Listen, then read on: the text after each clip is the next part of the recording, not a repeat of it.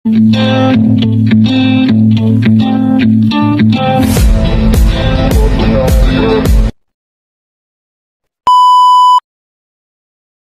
it's your boy Django Lloyd. What's up guys? Kumusta na kayo mga ka-Lloydy? Sana ay nasa mabuti kayong kalagayan. At this one is another shoe review or shoe story. Si-share ko lang itong one of my favorite shoe at this moment. Although matagal ko na nakita to, way back then, bata pa ako. So nag-retro kasi uso nga retro ngayon. Then I love a yellow green colorway. It's my one of my favorite colorway. Then I want to some disclosure again. Bago ko ipakita sa inyo ito sa Facebook, YouTube, no one send it to me. Wala nagsabi sa akin para sasabihin ko. At lahat ng opinion ko ay opinion ko lamang. Alright? Period.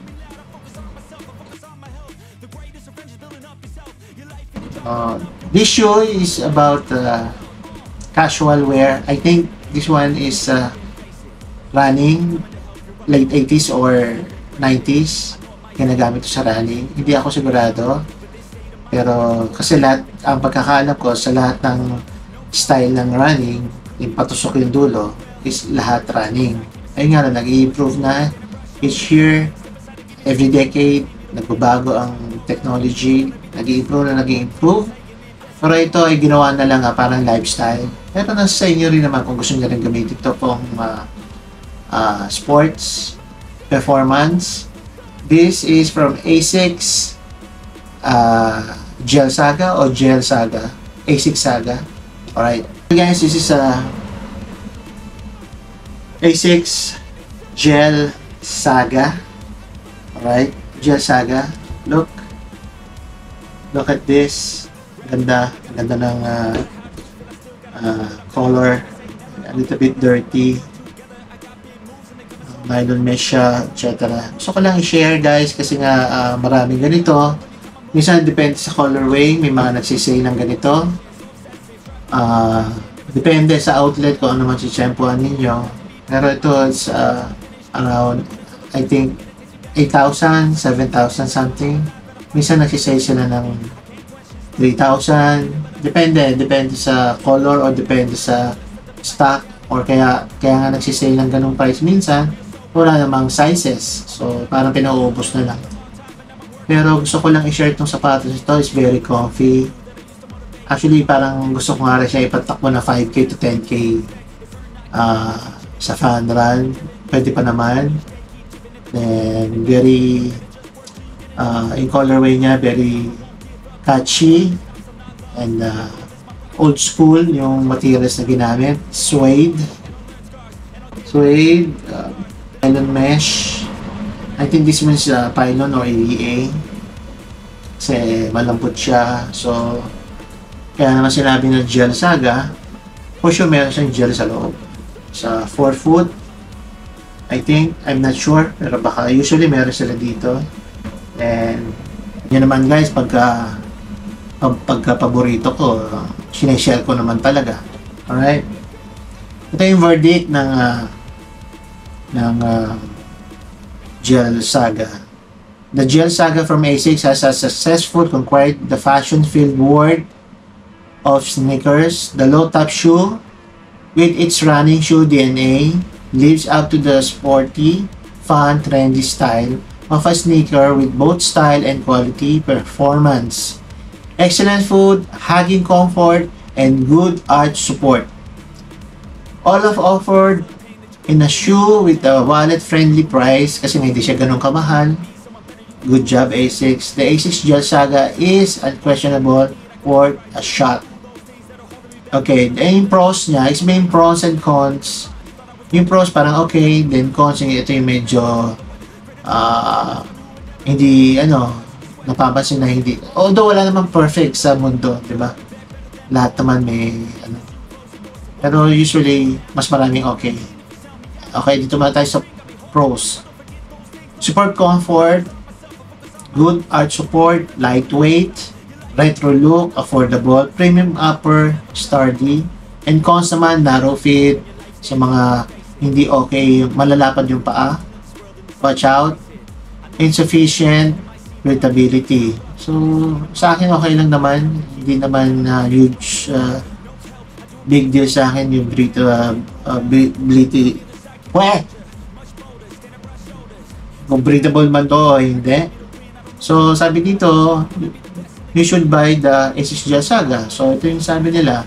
Asus Gel Saga was released in 1990 and it's one of the silhouettes that carry that Asus Gel cushioning. Alright, okay na. This is definitely a must-have if you want.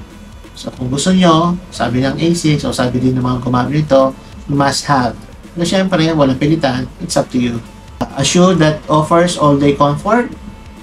Second, a lifestyle sneaker that displays versatility in style. Asics Gel Saga style. Asics has also taken over the sneaker industry with its iconic silhouette turned lifestyle sneakers. These silhouettes have become an essential part of the street style inspired wardrobe and have been among the highly sought after sneaker. The Gel Saga, being originally an Asics running silhouette, delivers an image of a classic running shoe, yet conveys a design that fits seamlessly into a fashion-forward footwear industry. These low-top sneakers also display versatility and style that allows it to match up with various types of ensembles. The sporty appeal of the shoe makes it perfect for a street-inspired look, and it yields a fun and trendy image. The low-top silhouette is a good finish for a selected outfit, such as set of tops of the wearer choice and a pair of jogger or jeans, fitted cuffed jeans, and also a pair of regular cut jeans or even short. So, ang sabi dito, di ba, yung hindi siya mahirap ternohan, trending, hindi siya nalalaos. Talagang parang ano yan, kumbaga sa pantalon, parang Levi's. Wala siyang laos-laos. Okay? Bumagyo, mula summer, hindi siya na out of fashion. And it's comfortable, sporty look, pero decente rin, no? Kung gusto mong ternohan siya ng polo or a jogger or slacks, yeah, you can pwede mo siyang anuhin. Perfect na perfect to. Okay, dito naman tayo sa gel cushioning. The Asus Gel Saga provides an all-day comfortable fit with the brand's gel cushioning.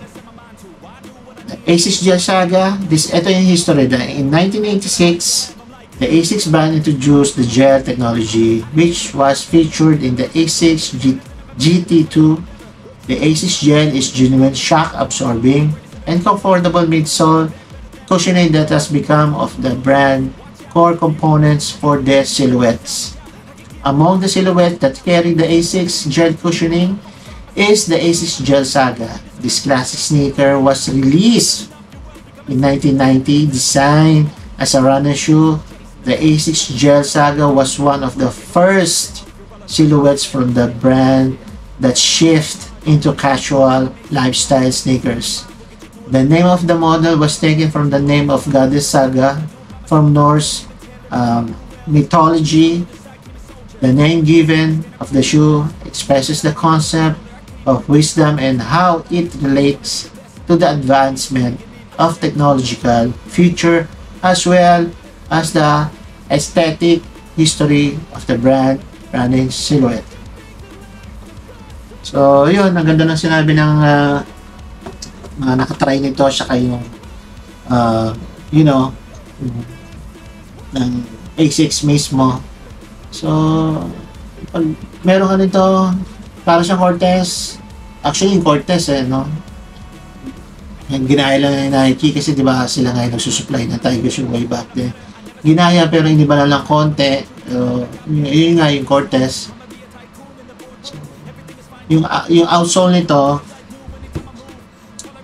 ito yung gusto kong outsole eh. Yung buo. Kasi ito yung old school na outsole. Parang, ano, di ba? Patibay talaga, very durable. Saka pang long last, parang goma ng gulong, di ba? Kumbaga ngayon kasi, ang sabi nila, ang bigat daw ng sapatos sa running shoe is nanggagaling yung weight sa outsole. So, kaya mga design ngayon ng Nike or ibang brand, meron dito na lang outsole, dito, tapyas-tapyas na, no? Kalat-kalat na. Kasi nga, parang mas magaan. Yun nga lang, medyo pricey, mas mahal. So, parang yung TV, way back then, mas malapad, mas maliit, mas mahal. So, parang dito rin yun. So, mas mahirap gawin daw ang maliit, kaya mas mahal. So, yun lang.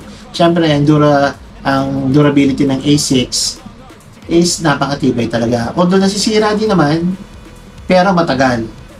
Diba? So, beware sa mga sneakerheads dyan, sa mga hindi pa nakakaalam, o nag-start po lang ng mangolekta ng sapatos. Hindi siya pwede sa init. Okay? Cool and dry place. Ngayon, kung may aircon yung bahay mo, much better, lagi malamig. Kasi puro mababa yung kisame nyo, di ba, ang init nga naman.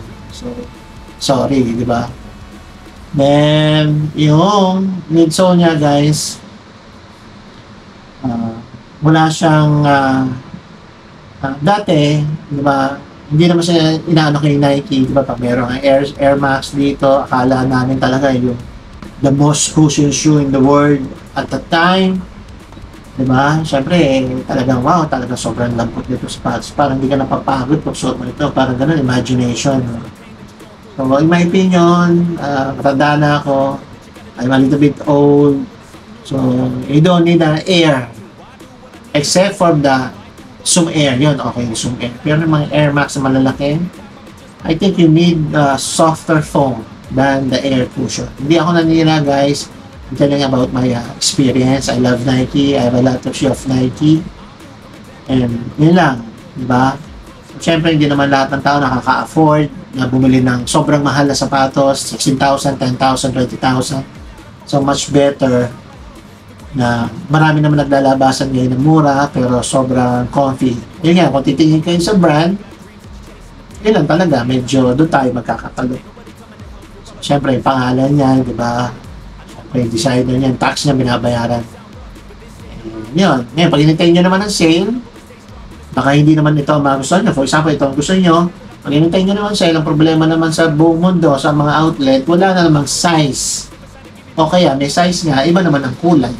So, it's up to you. Kung gusto nyo bilhin, advice pa lang sa inyo, kung gusto nyo bumili ng, ano ba, ito yung nagustuhan nyo, brand nyo pa, nasa 8,000, 10,000. Para sa akin, bilhin nyo na kasi nga, in the end of the day, maubos na rin yung magsisi pa kayo. Kung talaga gusto nyo lang. At the same time, nilimit lang kasi yung mga size niya. Diba, dito sa Pilipinas, hindi nila yung 1,000 pesos sa buong mundo. Yung kalat-kalat na yun. Hindi naman pwedeng isang tindahan lang ang meron ng ganito. Or Nike, diba, kalat-kalat niya, hati-hati na yan, pinag-hati-hatian yan. Then, di ba, paano ko nalaman, o baka nakalimutan nyo, dati rin ako nag-work sa shoe company. So, napag-aralan namin yan, nagtinda rin ako ng sapatos. Ganun yun. At the same time, pag bumili ka na mahal na sapatos, for example, 10,000, 20,000, well, ganun talaga, di ba, lahat nasisira. Masaya ka naman. At the same time, kasi ako pag nabili ako ng worth 10,000 pataas sa sapatos, hindi man ako bumili ng 30, siguro hanggang 16, 20,000 ang binibili ko. Then, ang iniisip ko kasi, guys, makakatulong ka, syempre yung company para makapaproduce ng marami pang sapatos. Diba? Siyempre, nanggagaling din yun. Kung kahit anong ganda na sapatos mo, kung wala naman bibili, di ba lulugi din ang company. At the same time, makakatulong tayo sa community. Yung, di ba, minsan gumagamit sila ng mga environmental, mga and plastic waste, kagaya ng Adidas, ganyan, ginagawa nila materials. Yung mga basura, ginagawa nila ng damit, ganon, or mesh. And the same time, nakakatulong tayo sa mga kababayan natin, sa mga tao, kaya tayo may trabaho, di ba? And taxes, yung shipping, yung ilaw, di ba? Yung rent ng company sa store, sa mall. So, syempre sa ating kinukuha yan. Syempre yung designer niya, binabayaran natin. Kaya huwag na kayo manghinayang. Advice ko lang sa inyo, pag gusto nyo, bilhin nyo na. Pero syempre, not all the time, tingnan nyo rin kung kaya ba ng budget. Diba? So, yun lang. Then, dito tayo sa upper, sa old school. Ito yung mga namimiss kong mesh way back then. Ito kasi mga uso nun. Then, hindi siya nubank, isa sa synthetic leather lang. So, in time, magka-crack din yan. Tapos, they have a suede and a logo. Suede and logo ng A6. So, Tiger shoes. So, yun lang. Gamitin mo hindi yung sapatos mo, masisira. So, ito yung Gel Saga ko. Hindi naman tungkol sa Gel Saga. Advice ko na rin sa mga taong mag-start mangolekta ng sapatos. It's, pero sa akin, syempre, para sa akin, sabi nila hindi daw good investment kasi nasisira. Tama naman din yun, pero syempre, ang buhay ng tao, isa lang. Hindi naman tayo mahilig sa kung anong mga bagay o bisyo. So, magsapatos ka na lang, di ba? Kung ayaw mo mag-alahas, kasi hindi mo naman din madadali habang nawala ka sa mundo. So, kung ito talaga yung hilig mo, really do it. Di ba? Kung mayroong chance na makabili, kaipon, hindi bumili. Pag hindi, huwag na muna. Ganun lang naman talaga. Di ba? May mga sapatos ko dito, hindi ko naman agad-agad din nabili yan. It takes time, right? Hindi naman tayo anak ni Ayala Sobelo, Henry, Gokongwei, etc. Diba? Para mabili natin kaagad ang gusto nila. Pero syempre yung mga yun, nagtrabaho din. Diba? So, hindi rin natin alam kung ano mga pinagnaanan nila, kung paano din sila naging success. So, gawin natin silang inspiration. So, anyway, yun lang naman ang aking may share dito sa Gel Saga. And I hope you like it. And sa mga hindi pa nag-subscribe, ulitin ko lang, please do like, share, subscribe to my YouTube channel, Jangular TV channel. At maraming salamat. So, dito na magtatapos. At salamat sa mga hanggang sa sumuporta sa akin. End of this video. Salamat. Sana ho, supportahan niyo po ako para, syempre, para mas ganahan pa tayo gumawa ng maraming content, no? Travel, eating, kung sapatos. Pero syempre ako, more on shoes talaga. So, hindi ko siya ma-separate yung shoes. Kasi nga, kung nakasubscribe din sa akin, kung ano yung passion ko, yun lang talaga yung ginagawa ko. So, I decided na, what you call this, mix, or ano ba tawag dito guys, mix siya, assorted, yun. So, yun lang naman guys, gamitin nyo na gamitin, lahat ng bagay na sisira. Ayun lang, maraming salamat. May kasabihan tayo, gumawa tayo na mabuti. At kung may gusto, may paraan. Pag ayaw, maraming dahilan. It's your boy Janguloid, ang inyong lingkod. At nagtatapos na po dito ang ating content dito sa A6 Gel Saga. Marami pa nito guys. Marami ding retro sa A6. Bili kayo sa Glorieta or sa masasuggest ko na store is Ayala Mall, Manila Bay. Shoutout sa inyo mga kaibigan ko dyan sa A6 at meron din sa Hacienda yung outlet, kaso konti lang doon, unahan lang doon guys. Try nyo rin kung gusto nyo na medyo mura-mura, a little bit old pero fresh pa naman, and bago nga nilang bukas yung sa Glorieta. So maraming salamat, see you in the next one, peace, adios amigo.